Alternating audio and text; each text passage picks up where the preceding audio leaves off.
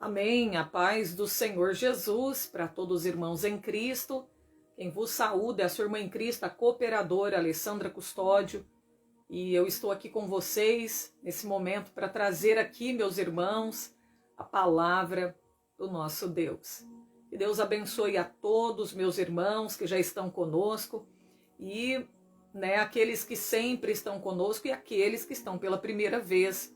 Sejam todos bem-vindos, nosso irmão Kellyson, Gislaine, amém, nossa irmã Ordália, a paz do Senhor, nossa irmã Marlete, nossa irmã Camila de Aramina, Adriano, Maria Aparecida, Deus abençoe vocês, Anália, Ivonete da Silva, irmã Sônia, Ilse Bueno, que Deus abençoe, que monte de gente aí já,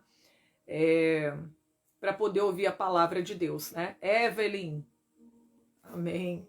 Lembrando que à meia-noite muitos irmãos já estarão em consagração. Nosso irmão Jonas também, Deus abençoe.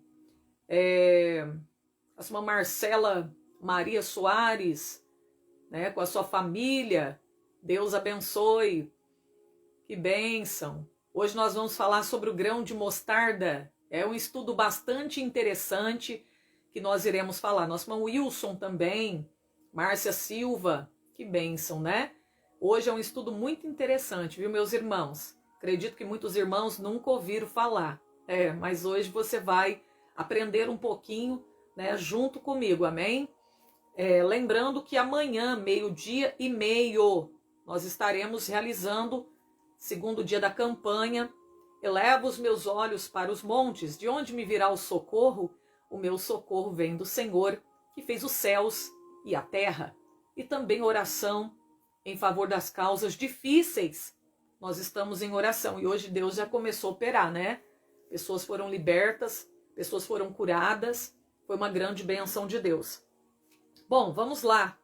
Uma pequena oração para dar início ao nosso estudo da Bíblia, onde iremos falar sobre o grão de mostarda. Senhor, grande Deus e eterno Pai, nesse momento, meu Deus, nós oramos e pedimos, ó Pai, a direção do Espírito Santo de Deus. Senhor, eu peço agora que o Senhor venha abrir não somente a minha mente, o meu entendimento, mas também de todos aqueles que estão acompanhando esta live, a fim de aprender, meu Deus, mais do Senhor, da Tua palavra, ó Deus, porque nós estamos aqui porque nós amamos a Tua palavra, Senhor, e nós queremos guardá-la e praticá-la. Cada dia queremos aprender mais. Venha nos ensinar, Espírito Santo de Deus. Abençoa cada vida em nome de Jesus. Amém, amém. Abre a sua Bíblia comigo em Marcos capítulo 4 e versículo 30. Marcos capítulo 4, versículo 30. Nossa irmã Camila já estava ansiosa, Nossa irmã Camila é de Aramina, aqui pertinho de Igarapava. Ela já estava ansiosa aqui no WhatsApp. Uma Alessandra, dá estudo hoje, uma Alessandra. Ansiosa para receber o ensinamento da palavra de Deus. Que bênção, irmãos? Eu fico tão feliz quando eu vejo os irmãos ansiosos, sedentos pela palavra do Senhor, Porque através da palavra, irmão, você não imagina o benefício que a palavra do Senhor, ela nos traz. Ela limpa, ela purifica, ela edifica, ela vivifica. Essa palavra liberta, essa palavra tem um poder tremendo, ao qual você não imagina, Então, olha só, eu vou ler aqui o texto para vocês. Marcos capítulo 4, verso 30. E dizia, aqui é Jesus, Aqui assemelharemos o reino de Deus. Ele está dizendo ao que nós vamos comparar, porque Jesus ele falava por meio de parábolas. Parábola significa comparação. Então Jesus está dizendo, aqui assemelharemos, porque ele pegava, naquela época, ele fazia comparações, ele pegava os costumes, a cultura, e ali ele fazia comparações para poder as pessoas entenderem, compreenderem os mistérios do reino de Deus. Olha que tremendo, né? Que interessante. Jesus pegava coisas da cultura, costumes da época, né, daquele povo, para poder fazer comparações, para que o povo viesse a compreender os mistérios do nosso Deus, do reino de Deus. Então veja bem, aqui assemelharemos o reino de Deus, ou com que parábola o representaremos? Aí aqui ele vai fazer uma comparação. Aqui ele vai usar de uma parábola. Eu já disse para vocês que parábola significa comparação. Então aqui ele vai fazer uma comparação, ele vai usar uma parábola. No versículo 31, Jesus fala que o reino de Deus é como um grão de mostarda. Veja, ele está comparando o reino de Deus com um grão de mostarda. Ele vai dizer, como um grão de mostarda. Você sabe o que é grão de mostarda? A gente sabe que é uma hortaliça, a mostarda, né? Então, olha aí, grão de mostarda. Mostarda é uma hortaliça, né? E aqui, ó, é como um grão de mostarda, que quando semeia na terra, é a menor de todas as sementes que há na terra. Mas, tendo sido semeado, cresce, faz-se a maior de todas as hortaliças. Cria grandes ramos de tal maneira que as aves do céu podem aninhar-se debaixo da sua sombra. Com muitas parábolas, lhes dirigia a palavra, segundo o que podiam compreender. Sem parábolas nunca lhes falava, porém tudo declarava em particular aos seus discípulos. Bom, agora eu vou retornar no versículo 31. Nós podemos ver que Jesus está comparando o reino de Deus, o reino dos céus, com um grão de mostarda. A gente sabe que um grão de mostarda, gente, ele tem mais ou menos 1 milímetro a 2 milímetros de comprimento. É bem pequeno. Só que quando cresce, né, se torna ali uma planta adulta, mais ou menos alcança, segundo os estudiosos, até 3 metros de altura. Alguns eu já ouvi falar que vai até 4 metros, mas a maioria dos estudos, né, afirmam dizendo que essa planta ela pode crescer até 3 metros de altura, aonde pode abrigar, né, todo tipo de aves, olha, onde as aves do céu podem até aninhar-se debaixo da sua sombra. Então, olha aí. Bom, aqui Jesus diz assim, ó, é como um grão de mostarda que quando semeia na terra, é a menor de todas as sementes que há na terra.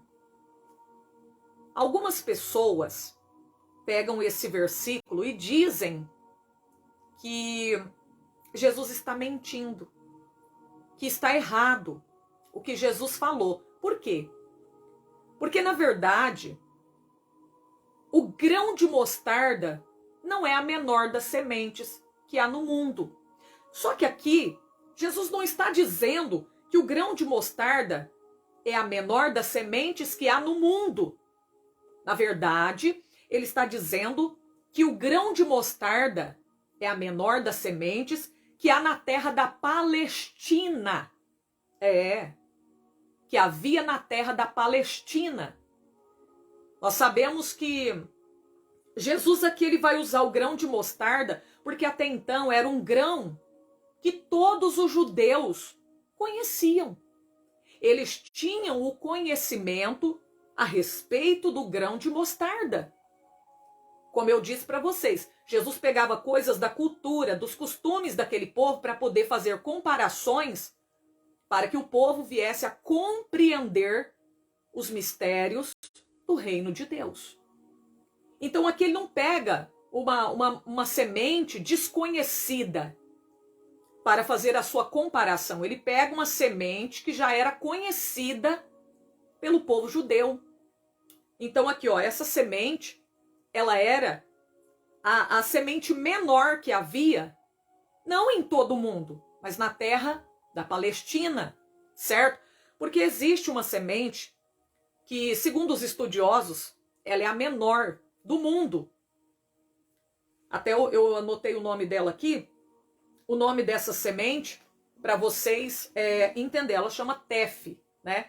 Eu acho que é assim que fala, gente. T-E-F-F ou T-E-F, TEF. Amém? Essa é a menor das sementes que existe no mundo. Eles até fazem farinha, né, com essa semente, certo? Eles fazem farinha. Ela contém carboidratos. Sim, não contém glúten, né? Então eles usam para fazer farinha. Então, olha só. Vamos lá, nós estamos aqui para aprender qual é a semente menor que existe no mundo.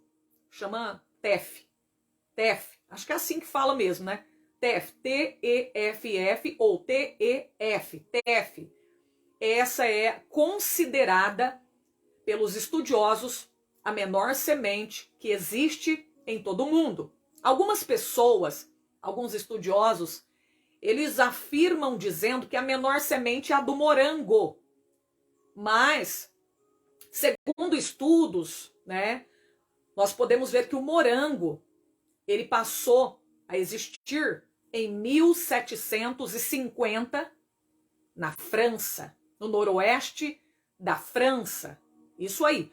Eles pegaram duas plantas, né, fizeram cruzamento, aonde veio o morango. Veio a existir o morango. Então, muitas pessoas acreditam que a menor semente é a do morango, né? Mas até então aqui, ó, isso aqui é só para vocês entenderem, né? A menor semente do mundo é o TEF, certo? Que tem 1 milímetro de diâmetro. 1 milímetro de diâmetro. Agora, aqui nesse versículo, gente, Jesus não está errado. Não está errado o que Jesus falou, tá? Não há contradição, não há erros. Não, a Bíblia não contém erros. A palavra do Senhor não contém erros e nem contradição. A gente só precisa entender. Temos que buscar estudar história, que aí sim nós vamos entender a palavra do Senhor, certo? Então aqui, quando Jesus falou que era a menor das sementes da terra, ele não quis dizer de todo mundo. Ele estava se referindo à terra da Palestina, que havia, né, na terra da Palestina, certo? Mas tendo sido semeado, cresce e faz-se a maior de todas as hortaliças e que cria grandes ramos, de tal maneira que as aves do céu podem aninhar-se debaixo da tua sombra. Veja bem, Jesus está comparando, ele está comparando o reino dos céus com essa semente do grão de mostarda. Tão pequena, parece tão insignificante, mas quando cresce, se torna a maior das hortaliças que pode abrigar até as aves do céu. Vem se aninhar, ficar ali debaixo da sombra desta arvorezinha, desta planta. Olha só. Eu lembrei, quando eu estava meditando essa palavra, eu me recordei, sabe do quê? De Isaías 53. E eu quero ler com você o que diz Isaías capítulo 53. Vamos lá? Isaías, olha, abri em cima. Meu Deus, abri em ciminha. Olha o que diz aqui, gente, ó. Isaías 53.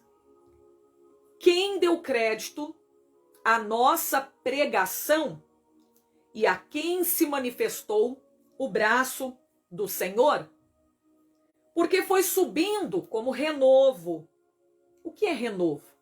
É como se fosse um brotinho, uma planta que está brotando na terra seca, que vai crescendo na terra seca. Renovo está se referindo a um rebento, a um brotinho, uma planta que está nascendo na terra seca. Então olha aí, ó. Foi subindo como renovo, perante ele como uma raiz de uma terra seca. Preste atenção. não tinha parecer e nem formosura. Olhando nós para ele, nenhuma beleza víamos para que o desejássemos. Aqui está falando de quem? Jesus. O reino de Deus. O reino de Deus não vem com aparência exterior. Olha aí, gente, olha aí, ó. Uma coisa já vai se encaixando na outra.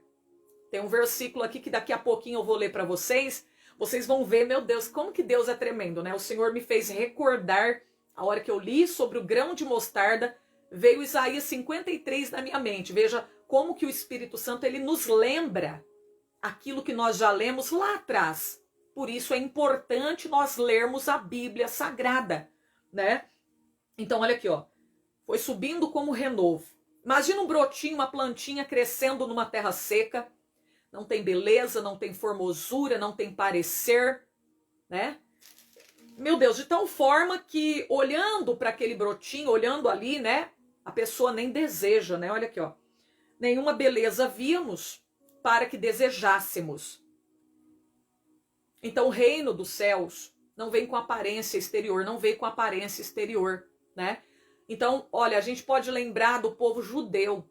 Eles aguardavam um Messias militar, Messias político, militar, que viesse libertá-los do jugo de Roma. Eles esperavam um Messias, né? Que viesse montado, quem sabe num cavalo daqueles bem bonito, né? Dentro de uma carruagem. Mas, olha só, Jesus vem montado num jumentinho. Quando ele entra em Jerusalém, olha, ele não vem com aparência exterior. Nós vemos que o reino de Deus é como a sementinha de grão de mostarda, parece uma semente tão insignificante, não tem aparência. Meu Deus, vem com tanta humildade, com tanta simplicidade, né? Muitas pessoas olhavam e nem desejavam, não via beleza para que o desejasse, né? Não queriam aceitá-lo, porque não via nenhuma beleza nele. Olha aí, né? Quantas pessoas rejeitaram Jesus, na verdade? Os judeus rejeitaram Jesus. Eles esperavam o Messias político, né? Militar, que os libertasse do jugo de Roma. Mas aí Jesus aparece, né? De repente ali, nasce numa manjedoura. De repente Jesus entra em Jerusalém montado num jumentinho. Então olha só. Eles não acreditaram que ele fosse o Messias. Então eles não o receberam. João capítulo 1, verso 11, ele veio para os seus, mas os seus não o receberam, porque ele não tinha aparência, porque nenhuma beleza havia nele para que o aceitasse, para que o desejasse, para que o recebesse. Olha aí, o reino de Deus não vem com aparência exterior, é como um grãozinho de mostarda. Parece tão insignificante, mas quando cresce, que coisa maravilhosa, abriga as pessoas. Olha aí, meus irmãos, que coisa, agrega todas as pessoas. Meu Deus, que coisa linda, né? Agora eu quero ler aqui o versículo Lucas 17, 20 ao 37. Lucas, vamos lá, Lucas, capítulo 17,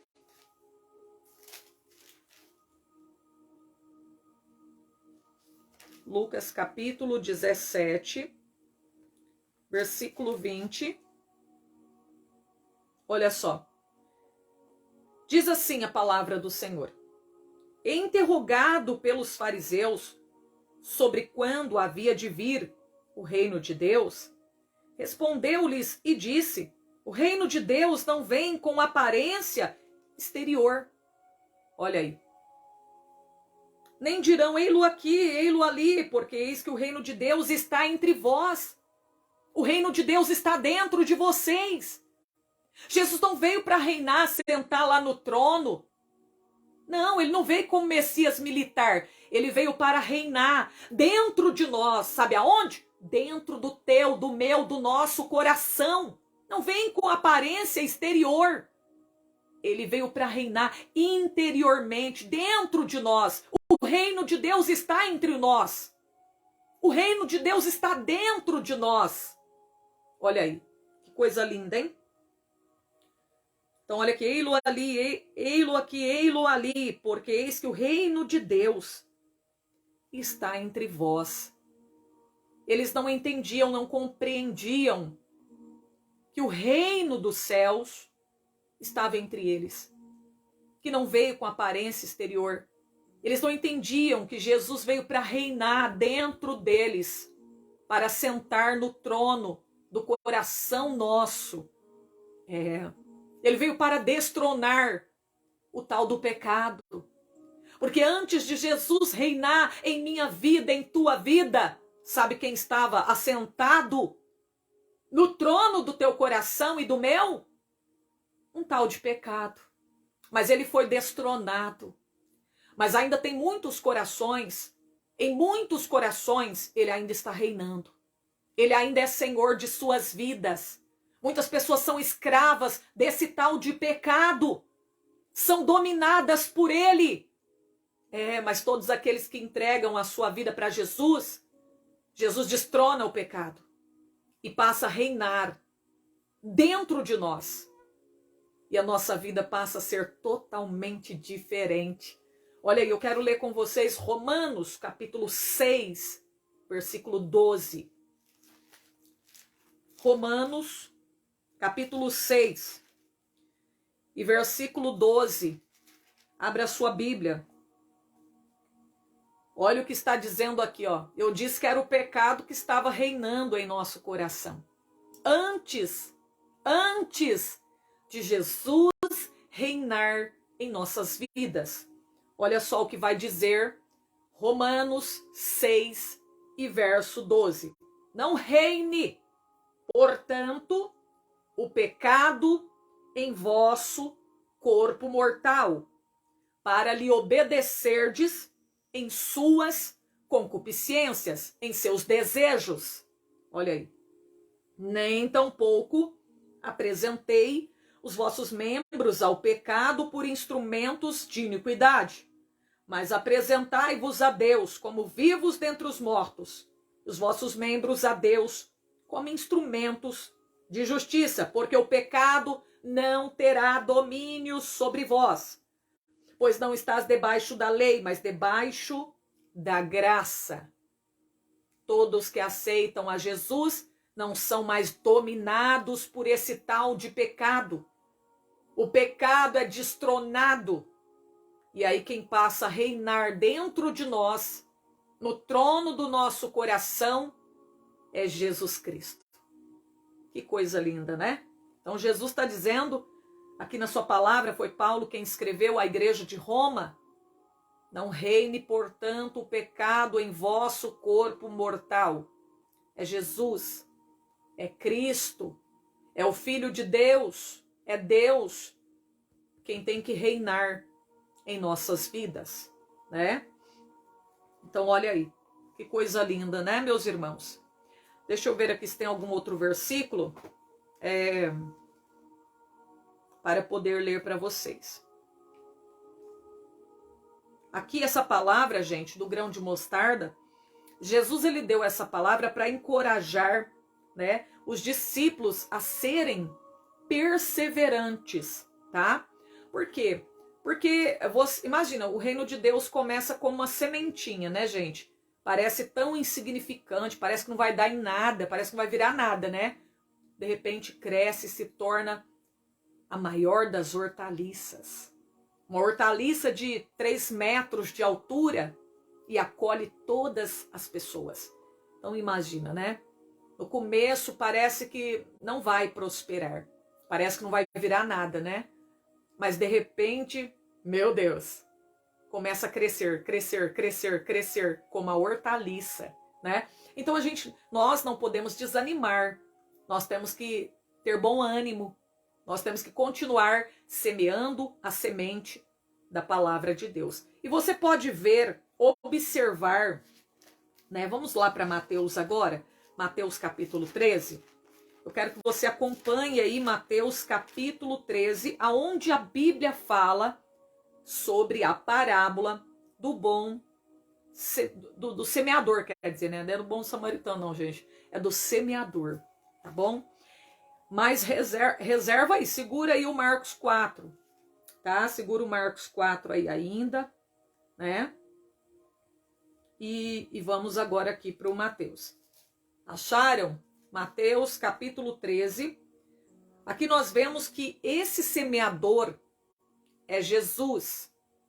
Essa semente, né, essas sementes que foram lançadas, se refere à palavra de Deus. Então, olha aí, ó, o semeador aqui é Jesus.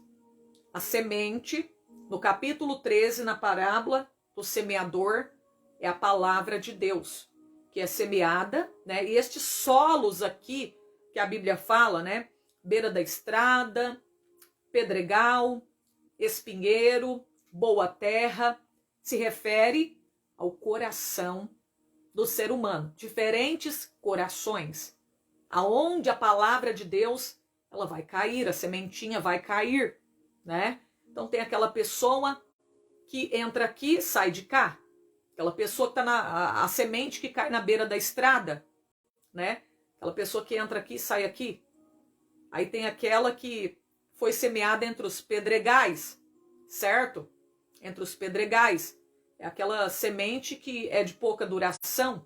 A pessoa vem para a igreja, ouve a palavra, se alegra porque Jesus falou algo que talvez ela queria ouvir, ela se alegra, mas ela não busca ter um alicerce, raiz profunda na presença de Deus e acaba se desviando. Quando vem a luta, quando vem o problema, o sol, né? O sol vem e a molesta e acaba se desviando da presença de Deus, é de pouca duração, porque não tem um alicerce, né? E aí a gente vê também aquela que caiu entre os espinheiros, é a pessoa, a sementinha que é sufocada, né? Pelos espinheiros, os cuidados da vida. Às vezes a pessoa deixa as coisas deste mundo sufocar, né? A sementinha, a pessoa não consegue produzir o fruto, né? E aí acaba também morrendo espiritualmente, não dá fruto. E tem aquela que é a boa terra, o coração boa terra, que é a pessoa que recebe a palavra de Deus, um coração disposto a fazer a vontade de Deus. Então nós temos que ter um coração, né, disposto a fazer a vontade de Deus. Ainda que você esteja no pecado, ainda que você ainda não seja uma pessoa totalmente liberta, mas o que Jesus procura em você? O que será que Deus está procurando em todos nós? O que Deus mandou Samuel, através de Samuel, profeta, na casa de Jessé, o belemita? Deus estava procurando alguém que tinha o coração, será que era um coração como pedra, beira de estrada? Um solo cheio de espinho? Não, Deus estava procurando um coração boa terra. E ele achou, tá? Ele achou. Entre os filhos de Jessé, Deus tinha provido um rei que tinha o coração segundo o seu coração. Um coração boa terra, um coração disposto a obedecer a palavra de Deus, né? Então é isso que Deus quer em nós. Mesmo que nós temos nossas fraquezas, né? Mesmo que você ainda não esteja completamente servindo a Deus fielmente, mas Deus, ele quer encontrar em você, em mim, um coração contrito, um coração quebrantado, um coração cheio de humildade, um coração disposto a obedecer a palavra de Deus. Ô Senhor, eu quero fazer a tua vontade, eu quero obedecer a tua palavra, eu quero viver para a tua glória, eu quero te agradar, Senhor, em tudo. É assim que Deus, eu reconheço o meu pecado, Senhor, eu preciso de ti. Olha aí. Bom, aí depois, gente, dessa parábola, nós vemos logo mais à frente que vai falar da parábola do trigo e do joio. Olha, veja que são 3 parábolas que estão perto uma da outra. A parábola do semeador, a parábola do joio e do trigo, e depois vem a do grão de mostarda, certo? No capítulo Mateus aí 13. Você pode observar, né? veio a parábola do semeador Jesus, a semente, a palavra. Agora, na parábola do trigo e do joio, olha só, vai falar de 2 semeadores. Agora, não tem somente um semeador, tem 2 semeadores, Deus e o diabo. Olha aí, aqui aparece 2 semeadores nessa passagem.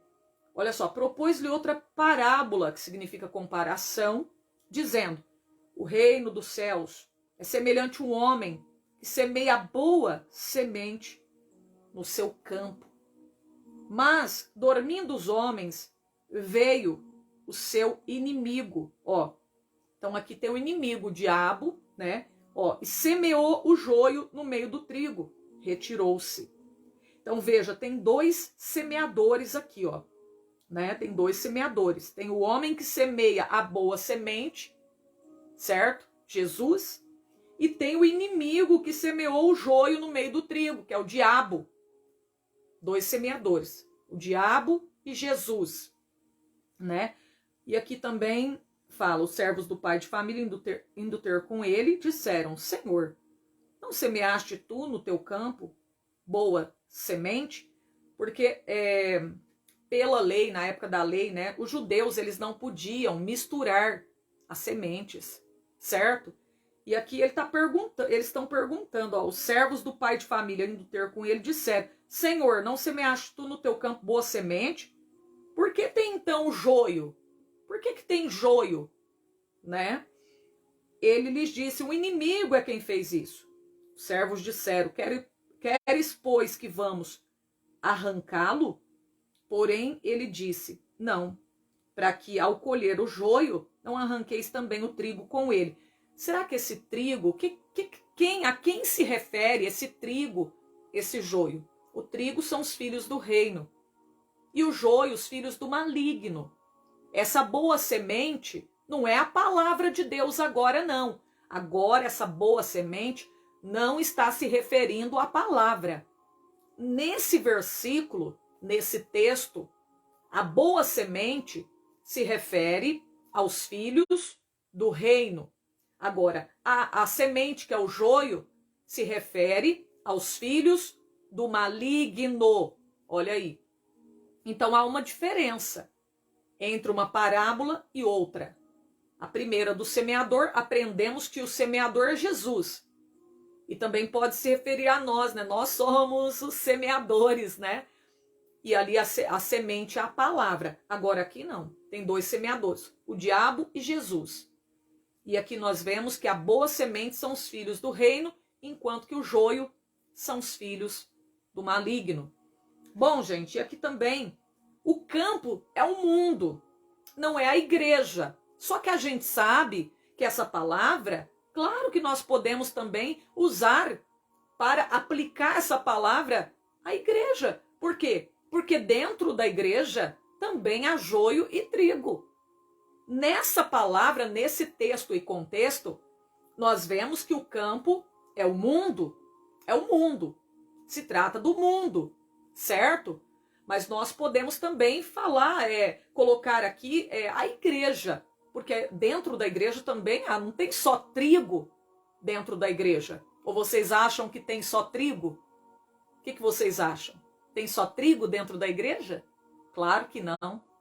Né? No mundo tem só trigo? Não. No mundo tem o quê? Tem joio também. Gente, e dentro da igreja não há só trigo, tem joio também. A igreja, ela é composta de crentes salvos e não salvos. Se você abrir a Bíblia em Mateus 25, quando fala das virgens loucas e as prudentes, o que isso está querendo dizer o quê? Que a igreja é composta, né, de crentes salvos e não salvos.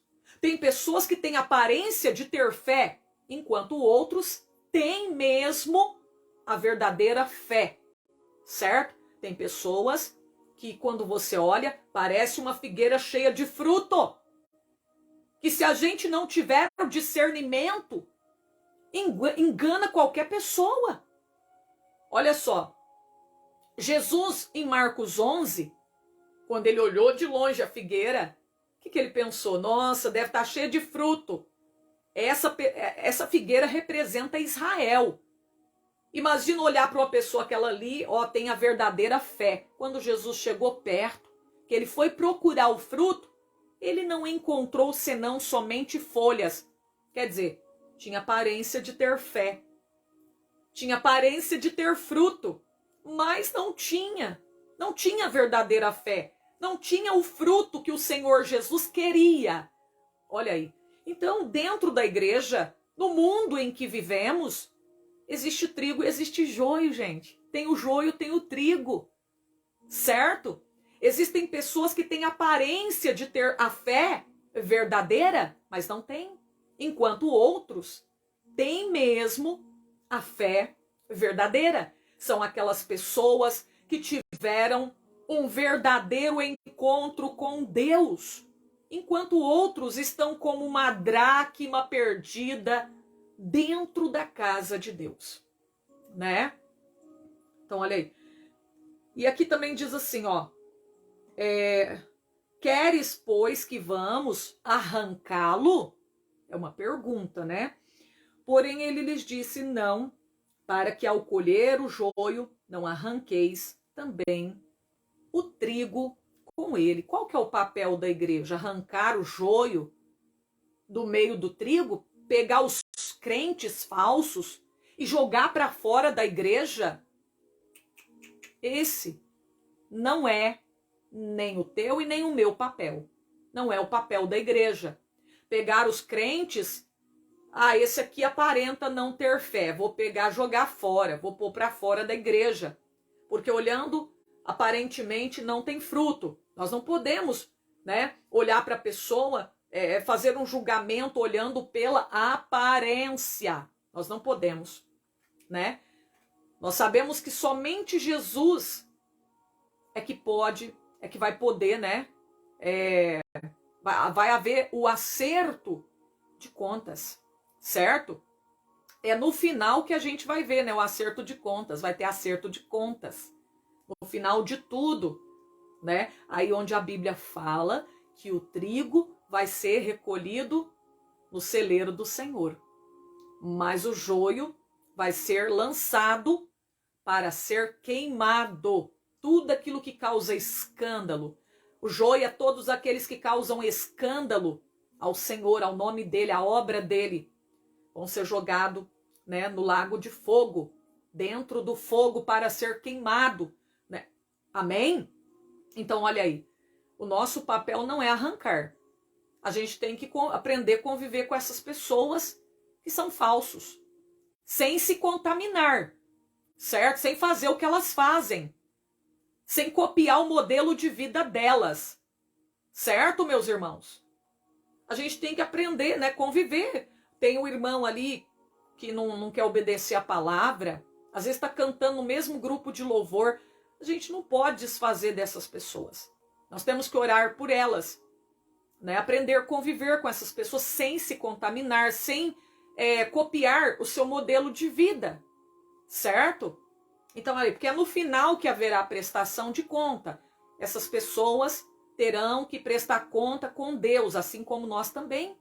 Nós vamos ter que prestar conta com Deus de tudo que nós estamos fazendo aqui por meio do nosso corpo, quer seja bom ou mal, diz a palavra de Deus. Então, olha aí. Olha o que o Senhor vai dizer. Será que pode arrancar as pessoas da igreja?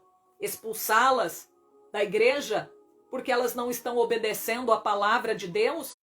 Porque elas não estão levando a sério a palavra de Deus? Será que nós temos essa permissão? Nós podemos arrancar o joio do meio do trigo?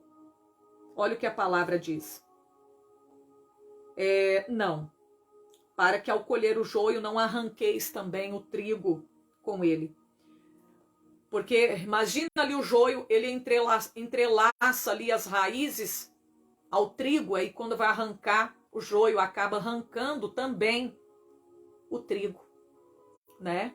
Então olha o que o Senhor diz, deixai crescer ambos juntos até a ceifa, até o dia da colheita. E por ocasião da ceifa, da colheita, direi aos ceifeiros, aos anjos, colhei primeiro o joio, e atai molhos para o queimar, mas o trigo ajuntai-o no meu celeiro, certo? Até essa palavra aqui, ela se refere, né, ao reino de Deus, ao reino de Jesus Cristo, certo? Porque no final da grande tribulação, nós sabemos que todos os ímpios serão destruídos. Se você não sabia, você fica sabendo agora. Que no final da grande tribulação, Deus vai destruir todos os ímpios. O joio vai ser destruído. E vão ficar somente os justos, somente o trigo. E eles vão reinar com Cristo durante 1000 anos. Lembra do milênio? Apocalipse 20. Lembra do milênio? Período dos 1000 anos. E Jesus virá para reinar sobre a terra. Então essa palavra se refere a isso. Certo?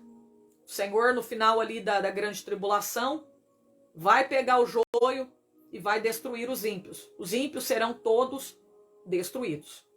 Certo? E aqueles ali que não aceitaram a marca da besta, que estiverem vivos, né? O trigo, eles vão ser recolhidos no celeiro do Senhor, ou seja, eles vão reinar com Cristo durante 1000 anos. Certo, meus irmãos? E aí depois aqui vem o quê? As parábolas do grão de mostarda, né? Logo em seguida. Então aqui é a mesma palavra que nós lemos em Marcos, né? Então olha aí, ó. Outra parábola lhe propôs, dizendo: o reino do céu é semelhante a um grão de mostarda que um homem, pegando o dele, semeou no seu campo, o qual é realmente a menor de todas as sementes, mas crescendo é a maior das plantas. Faz uma árvore de sorte que vem as aves do céu e aninham nos seus ramos. Então olha isso aí, Jesus já tinha presenciado isso acontecer. Por isso ele fez esta comparação. Coisas que aconteciam no dia a dia, que Jesus presenciava, tinha o conhecimento, então ele usava aquilo, né, para fazer comparações com o reino de Deus, para que a pessoa viesse compreender os mistérios do reino de Deus. Olha aí que coisa linda, né? Como Jesus, ele tinha uma sabedoria, e tem, né? Uma sabedoria tremenda, né? Então a gente, para poder entender a palavra, nós temos que analisar para quem foi que Jesus estava falando, onde ele estava, em qual época, né? A gente tem que levar em consideração. Porque senão nós não vamos entender o texto bíblico, né? Ao qual nós estamos lendo, estudando, meditando. Certo, meus irmãos? Deixa eu ver se tem mais alguma coisa aqui. Deixa eu ver se tem mais algum versículo que eu não falei. Ah, tá. Eu vou ler esse versículo aqui também, ó. Mateus 4 e verso 17, certo? Mateus 4, 17. Olha, gente, e até, ó, eu vou dizer para você, esse tef que eu falei, que é a menor semente do mundo, né? Segundo os estudiosos, sabe aonde essa semente é encontrada? Somente no continente, lá no continente africano, certo? Essa semente chamada tef,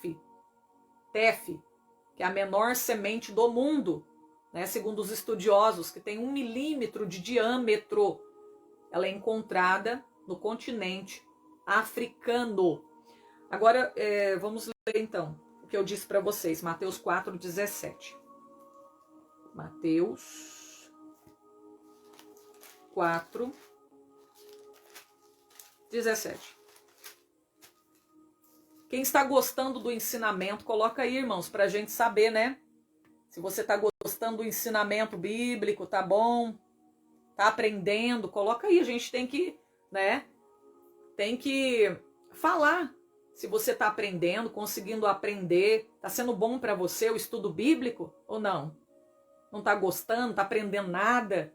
Né? Não está entendendo nada do que a irmã Alessandra está dizendo, tem que colocar aí, né? Para a gente ver se está dando para vocês entenderem. Amém? 4:17 de Mateus. Olha o que diz aqui a palavra de Deus, ó. Desde então, começou Jesus a pregar e a dizer. Olha só qual era a mensagem, o tipo de pregação que Jesus pregava. Ai, Deus vai te dar e Deus está te dando. Olha o que Jesus disse aqui, ó. Arrependei-vos, porque é chegado o reino dos céus. Olha aí.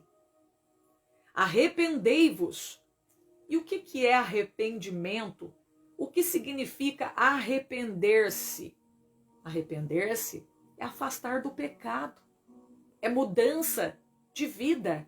Mudança de mente, de coração, mudança de mentalidade. É mudança de atitude. Isso é arrepender-se. Jesus estava dizendo, convidando o povo para uma mudança de vida. Para uma mudança, né? De mente, de coração, mudança de mentalidade. Mudança de direção.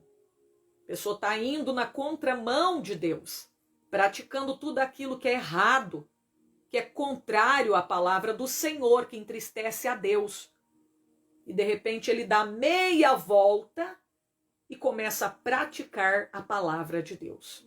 Fazer aquilo que agrada ao Senhor. Isso é arrependimento, certo? Há uma mudança, né, de direção, há uma mudança de mentalidade. Isso é arrependimento. Se não houver mudança, não diga que você está arrependido, que isto é arrependimento, porque não é, tá? Então Jesus convidando o povo, arrependei-vos, porque é chegado o reino dos céus. Jesus quer reinar. O que ele estava dizendo? Eu vou sentar no trono, eu vou tirar César, eu vou tirar esses reis que estão aí sentados no trono e vou sentar no lugar deles? É isso? Ele estava dizendo que viria para reinar aqui na terra, no sentido, naquele momento. Não, eu vim aqui, eu vou destronar aí o César, vou tirar o Herodes e eu vou sentar no lugar deles para reinar. E olha que esse povo tinha medo, né, de Jesus tomar o lugar deles, certo? Tinha muito medo, né, de acontecer isso. Mas Jesus não veio para reinar no sentido literal naquela época, né? Ele vai reinar, a gente sabe que no período milenar, ele vai reinar sim, no sentido literal, ele vai reinar aqui na terra durante 1000 anos. Mas na época que Jesus veio, ele não veio para reinar, né, aqui no sentido literal. Ele estava convidando o povo para se arrepender do pecado, né, para poder, que ele iria reinar no coração do povo.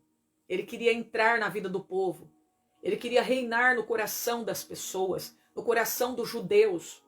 Não somente dos judeus, dos gentios também, de todos os povos. Olha aí que coisa linda, né? Então Jesus queria reinar no coração do povo. Mas a gente vê que nem todos, né, abriram as portas de seu coração para que Jesus viesse a reinar na vida deles, né, meus irmãos.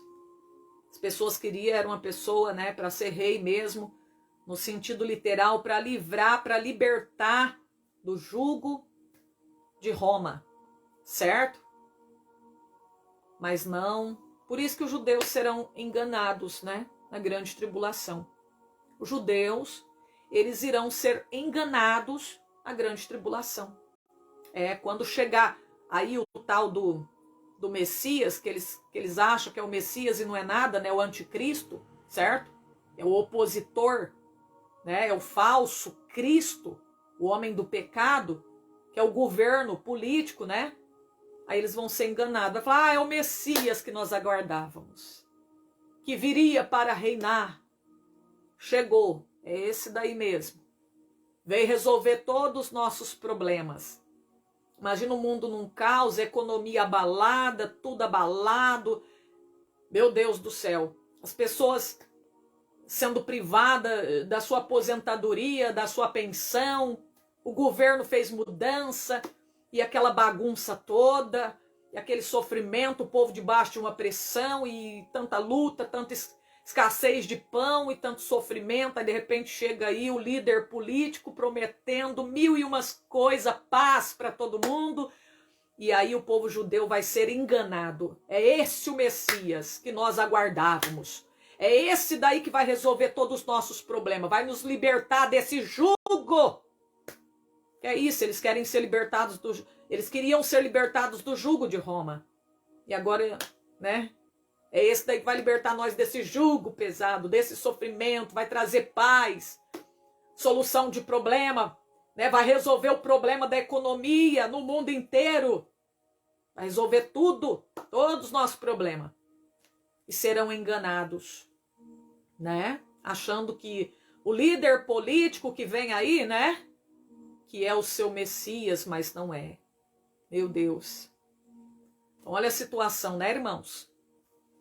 Mas nós sabemos que Jesus já está reinando no nosso coração. Coração daquele que se arrependeu do seu pecado, né? Lembra Zaqueu? Hoje a salvação chegou a esta casa. Que lindo, né, irmãos? Porque ele estava arrependido dos seus pecados. Houve ali uma mudança de vida, Senhor. É como se ele tivesse feito ali um propósito, né? Todos aqueles a quem eu defraudei, eu restituo 4 vezes mais. Quadruplicado. Isso é mudança de vida. Mudança de direção, de atitude. Quem roubava agora não rouba mais. Quem furtava não furta mais. Porque Jesus entrou em sua casa. Porque essa pessoa teve um verdadeiro encontro com Jesus. Se encontrou, não foi com Bartolomeu, com Maria, não. Foi com Jesus. E Jesus entrou e trouxe salvação para Zaqueu. Olha aí que benção, né? Então, quando a pessoa tem um verdadeiro encontro com Jesus, há uma mudança. Há uma transformação. Certo? As coisas velhas são passadas e tudo se fez novo. Somos uma nova criatura, segundo Coríntios 5:17, né? Então, irmãos, tá aí essa palavra. Deixa eu ver quantas horas aqui.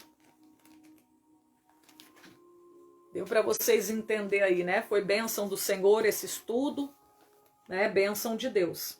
Amém? Então é isso aí que eu queria passar para vocês. Acredito que vocês deu para entender, né, gente? Deu para entender aí o que o Senhor queria mostrar através dessa passagem bíblica do grão de mostarda, né? Peraí.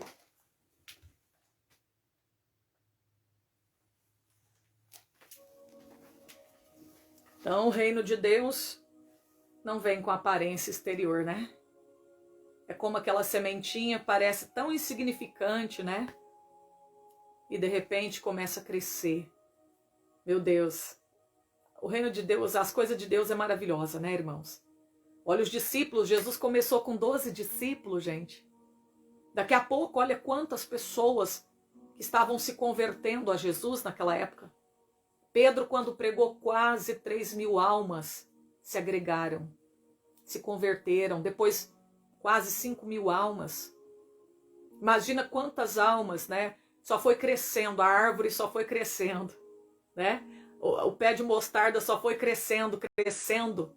Olha o impacto, olha que coisa maravilhosa. Só abrigando, agregando pessoas e mais pessoas. Que coisa tremenda, né, irmãos? Que é o reino de Deus. Meu Deus, é tremendo. Começa como se não fosse nada, não vai prosperar. Olha, ele e 12 discípulos. Ele e 12 discípulos começam a sair de casa em casa, aldeia em aldeia, cidade em cidade. Para com aqui, outra ali, com a mulher no poço de Jacó. Meu Deus, que coisa linda.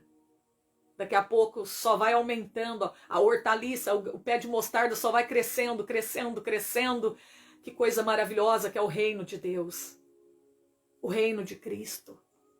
Só abrigando gente de todo tipo, agregando pessoas de todo tipo, de toda classe social, pobre, rico, pessoas arrependidas de seus pecados, prostituta, ladrão, malfeitores. Só agregando pessoas e mais pessoas arrependidas de seus pecados. Coisa linda, né, irmãos? Que coisa linda. A salvação está disponível. A graça do Senhor, a salvação está disponível para todos. Mas que pena que nem todos querem a graça de Deus, a salvação. Que pena, meus irmãos, que poucas pessoas querem o reino de Deus.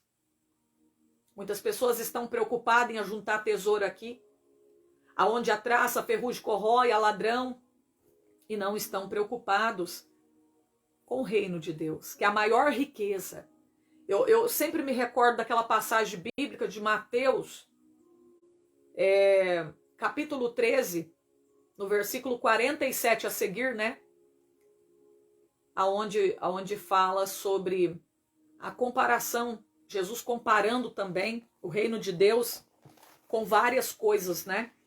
Deixa eu ver se é o versículo 44 que fala sobre o homem que achou um tesouro, né? Num campo, e ele vendeu tudo que ele tinha para comprar aquele campo só por causa daquele tesouro. E ali é uma comparação do reino de Deus, porque a maior riqueza, imagina a pessoa vender tudo que tem para comprar o campo só por causa daquele tesouro que está ali escondido, que ele achou. É o reino de Deus, gente. A pessoa larga tudo, desfaz de tudo, não quer saber de pecado, de mundo mais, por causa do reino de Deus, de Jesus, que ele encontrou a maior riqueza. Eu não quero mais saber de pecado, de prostituição, pornografia. Não quero mais saber de vaidade. Eu não quero mais saber de festa mundana, de balada, de rock and roll. Porque eu encontrei o maior tesouro da minha vida. E esse tesouro é Jesus Cristo, é o reino de Deus. Mateus capítulo 13, versículo 44. É 44 mesmo. Olha, também o reino do céu é semelhante a um tesouro escondido num campo que o homem achou e escondeu. Pelo gozo, pela alegria dele de ter o encontrado, ele vai e vende tudo quanto tem e compra aquele campo. Por quê? Por causa daquele tesouro. Por causa daquele tesouro. Ele é capaz de vender tudo que ele tem. É capaz de despojar de todos os pecados, de tudo, se desprender de tudo que é desse mundo. Por causa daquele tesouro que é Jesus, o reino de Deus. Que coisa linda. Será que você é capaz de se desprender de tudo que é daqui, por causa desse tesouro, por causa dessa riqueza, do reino de Deus, de Jesus Cristo? Vale a pena deixar tudo, pecado, vaidade, adultério, pornografia, balada, rock and roll, samba, por causa do reino de Deus, por causa de Jesus. Olha aí, Moisés rejeitou ser chamado de filho da filha de Faraó. Hebreus capítulo 11. Tudo por causa da promessa. Para alcançar a promessa. Por causa da promessa de Deus. Escolheu sofrer junto com o povo dele. Do que ter um gozo momentâneo, passageiro, ali no Egito. O que adianta que a alegria passageira que o mundo oferece? O que adianta você ir para a festa do mundo com seus colegas e amigos, mas quando você chega em casa, continua aquele vazio dentro de você, aquela tristeza, aquela angústia na alma, no profundo da sua alma vazia, porque Deus não habita onde há o pecado reinando, mas aonde há arrependimento, coração contrito, Deus não despreza. Deus vem e habita. A presença de Deus te enche. Olha aí, que coisa linda, né? Meu Deus, vale a pena, meus irmãos. Vale a pena. Talvez você está preso em tantas coisas desse mundo. Quando eu vim para Jesus, isso eu não conto para me vangloriar, não. Mas quando eu vim para Jesus, eu tinha 17 anos. Bom, antes eu ia nas igrejas também. Já antes eu frequentava igreja desde os meus 15 anos de idade. Com 9 anos de idade, eu conheci a igreja pentecostal Deus é Amor. Fui com a minha mãe. Mas depois não voltei mais, porque o demônio pegou meu pai quebrou o disco de oração e ameaçou, endemoniado, dizendo que se nós fôssemos para a igreja iria nos matar. Passaram-se mais ou menos 8 anos por aí. E aí depois nós voltamos a ir à igreja Deus é Amor. Com meus 17 anos, eu deixei namoro. Tinha um namorado 3 anos mais novo do que eu. Eu não olhei para trás. Por causa de Jesus, porque eu encontrei um tesouro num campo. E aí eu vendi tudo que eu tinha para comprar aquele campo, por causa daquele tesouro. Eu resolvi dispor daquele namoro para fazer a vontade de Deus, para estar na presença do Senhor, porque eu achei um tesouro. Resolvi largar tudo, as minhas vaidades, por causa desse tesouro. Por causa desse tesouro. Vou vender tudo que eu tenho. Vou fazer como nessa parábola aqui, ó, de Mateus 13:44. Vou vender tudo que eu tenho. Porque eu achei um tesouro ali. Eu achei a maior riqueza que um homem pode ter. Eu achei uma joia tão valiosa que o dinheiro desse mundo todinho não dá para pagar. Eu vou ter que entregar minha vida. Oh, glória. Meu Deus. Jesus é maravilhoso demais, meus irmãos. Jesus é maravilhoso demais. Amém? Você que está apegado às coisas desse mundo, larga tudo, irmão. Deixa tudo. Jesus é maravilhoso. Não tem coisa melhor. Se você servir a Deus, seguir a Bíblia direitinho, não estou falando desse seguir modismo, não. Não é para você seguir o sincretismo religioso, modismo, misticismo, essas culturas que o povo está trazendo para dentro das igrejas, e o povo pensa que aquilo ali é o verdadeiro evangelho, quando não é. Evangelho está aqui, ó, Bíblia. Nós temos que pregar a Bíblia, viver a palavra de Deus. Não é seguir essas coisas que o povo está aí, certos movimentos, não. Isso não é bíblico. E tudo que não é bíblico, nós não temos que seguir, nós não temos que ter compromisso com aquilo. Nós temos que ter um único compromisso com a palavra do Senhor, com Jesus. Nosso compromisso é com a palavra de Deus. Nós temos que seguir a palavra, nosso negócio é Bíblia. Seguir a Bíblia, nossa regra de fé é a Bíblia, a palavra de Deus. Se você seguir a Bíblia, você não vai errar, não vai cair no precipício, não vai tropeçar em pedra alguma. Se você seguir a Bíblia, é como se você estivesse andando de dia e não de noite. E quem anda de dia, o próprio Jesus falou em João capítulo 11, não tropeça quem anda de dia. Olha aí, quem anda de dia não tropeça. Não tem que temer nada. Não tem que ter medo de nada. Meu Deus, a palavra do Senhor é o quê? Salmo 119, 105. O que a palavra de Deus é? Lâmpada para os nossos pés e luz para o nosso caminho, gente. A palavra de Deus é isso.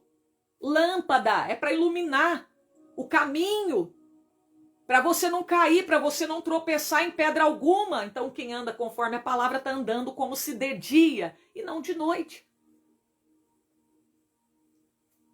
Eu fico muito triste, irmãos, ao ver a situação que o mundo, que as igrejas estão caminhando. Tanto modismos, trazendo culturas, certas culturas para dentro das igrejas. É um tal de rodopiar, cair para o chão. É tanta heresia, tanta coisa que não tem respaldo bíblico.